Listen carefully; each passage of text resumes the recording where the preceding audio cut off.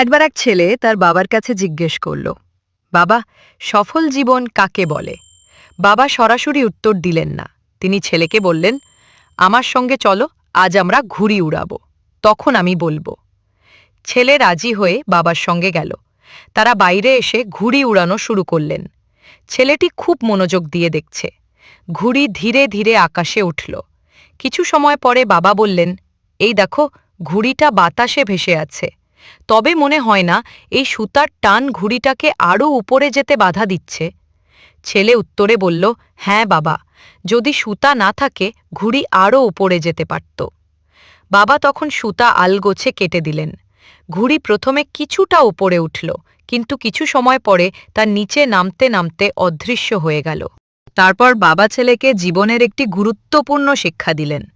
শোনো, জীবনে আমরা যে উচ্চতায় থাকি, আমাদের কিছু বন্ধন আরও উপরে যেতে বাধা দিতে পারে, যেমন ঘর, মা বাবা, পরিবার, অনুশাসন, সন্তান ইত্যাদি।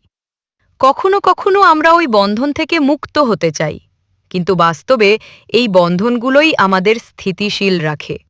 যদি এগুলো না থাকে, আমরা হয়তো কিছু সময় উপরে উঠতে পারি, কিন্তু তাড়াতাড়ি পতন হবে, যেমন ঘুড়ি সুতার ছাড়া। বাবা শেষ করে বললেন, জীবনে তুমি যদি সত্যিই উচ্চতায় টিকে থাকতে চাও, তবে কখনোই ওই বন্ধনগুলোকে ছিঁড়বে না।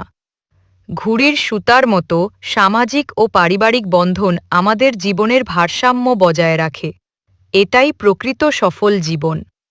এভাবেই ছেলে বুঝতে পারল, জীবনে যে বন্ধনগুলো মনে হয় বাধা দেয়, সেগুলোই আসলে তাকে স্থিতিশীল ও সফল রাখে।